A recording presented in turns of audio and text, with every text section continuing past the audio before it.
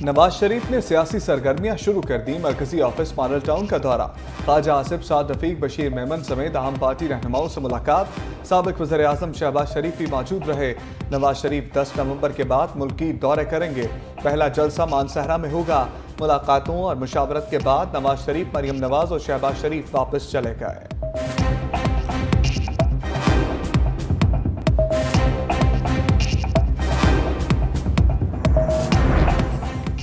नवाज शरीफ की क़यादत में इलेक्शन के लिए तैयार रहें। मुल्की मसाइल हल करने के लिए सबको इकट्ठा होना होगा। मरियम औरंगजेब और साद रफीक की पार्टी सेक्रेटेरिएट मॉडल टाउन के बाहर मीडिया से गुफ्तगू। कहा, नवाज शरीफ की वापसी किसी डील का नतीजा नहीं, उन्हें वापस आना ही था। ख्वाजा साद रफीक की नवाज शरीफ ने सियासी सरगर्मियां दोबारा शुरू कर दी। अब इलेक्शन की तारीख पर कोई बहाम नहीं।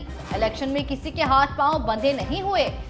सबका इंतखाबी निशान बैलेट पेपर पर होना चाहिए। जेल में मौजूद सियासतदान का फैसला अदालत ने करना है। शाहिद खाकान अब्बासी के मामले पर बात नहीं करना चाहता।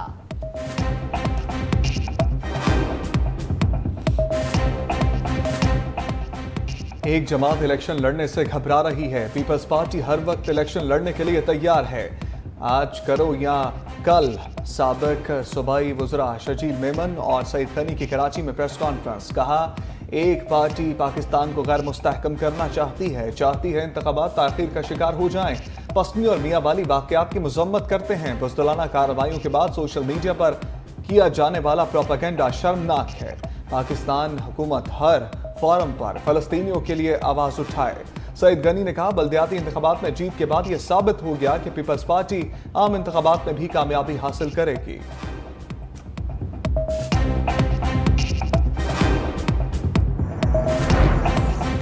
आम इंतखाबात की तैयारियां तेज। इलेक्शन कमीशन ने प्रिजाइडिंग अफसरान, असिस्टेंट प्रिजाइडिंग अफसरान और पोलिंग अमले की फहरिस्त मुरतब कर ली। मुल्क भर में 10,07,361 अफसरान को तैनात किया जाएगा। पंजाब में सबसे ज्यादा 5,26,123 पोलिंग अमला तैनात किया जाएगा। सिंध में 2,64,000 से जायद, जबकि खैबर पख्तूनख्वा में 50,045 अफराद और बलूचिस्तान में 50,491 अफराद पोलिंग ड्यूटी देंगे।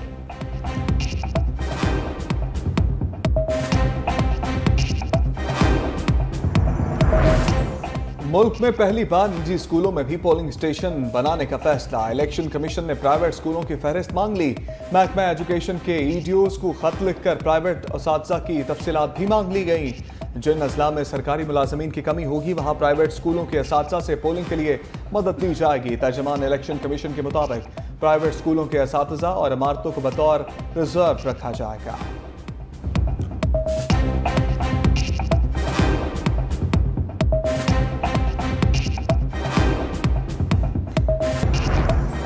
निगरान वज़ीर आला सिंध की निगरान वज़ीर आज़म से मुलाकात। सिंध में मेगा तरक्याती मनसूबों पर तबादला ख्याल। अनवारुल हक काकड़ की तरक्याती मनसूबों की तकमील की राह में रुकावटें दूर करने की यकीन दहानी। कहा, कराची सर्कुलर रेलवे के 4 प्रोजेक्ट और मलीर एक्सप्रेस वे समेत तमाम मनसूबों की फंडिंग का जायजा लिया जाएगा।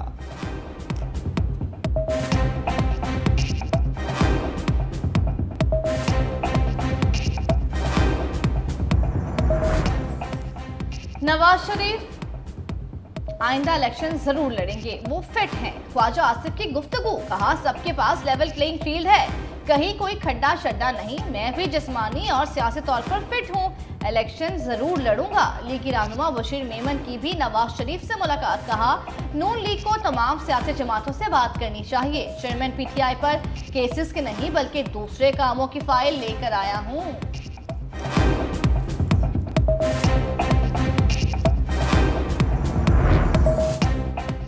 चेयरमैन पीटीआई की बेटों से बात न कराने पर सुपरिटेंडेंट अडियाला जेल को तौहीन अदालत का नोटिस जारी। खसूसी अदालत के जज अबुल हसनान जुल्करनैन ने समाअत 8 नवंबर तक मुलतवी कर दी। अदालती अहकामात के बावजूद सुपरिटेंडेंट अडियाला जेल ने चेयरमैन पीटीआई की बेटों से बात नहीं करवाई।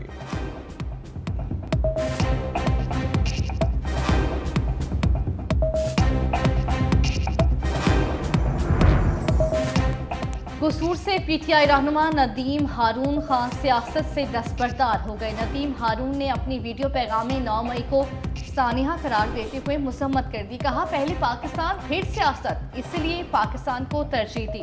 नदीम हारून हल्का NA 131 कसूर 1 से पीटीआई के उम्मीदवार थे।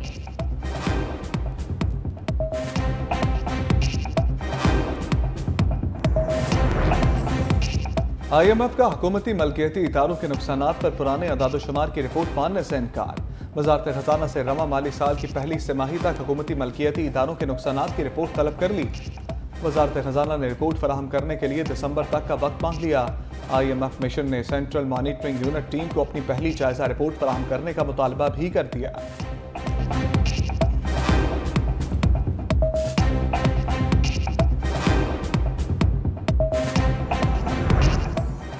पाकिस्तान में ऑटोमोबाइल सेक्टर को शदीद मुआशी बहरान का सामना। पाक व्हील्स के आदाद-ओ-शुमार के मुताबिक रवा माली साल की पहली तिमाही में कारों की फरोख्त 44% कम हो गई। बसों की फरोख्त में भी 32% कमी। ऑटोमोबाइल सेक्टर की आलमी तिजारत में पाकिस्तान का हिस्सा बहुत कम। पिछले साल 10 करोड़ 60 लाख डॉलर की एक्सपोर्ट की गई, जिसमें 85% स्पेयर पार्ट्स पर मुश्तमिल थी। पाकिस्तान स्टॉक मार्केट में मुस्बत रुझान जारी। कारोबारी हफ्ते के पहले रोज 400 से ज्यादा पॉइंट्स का इजाफा। 100 इंडेक्स 53,500 की नफसियाती हद पार कर गया।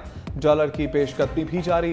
इंटरबैंक में 9 पैसे इजाफे से डॉलर की कीमत 284 रुपये 40 पैसे हो गई।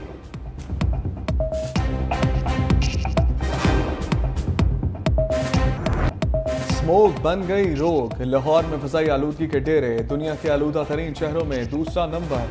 Air quality index 383 record. नई दिल्ली पहले नंबर पर। पंजाब भर के स्कूलों में बच्चों के लिए मास्क की पाबंदी पर अमल दरामद हो गया।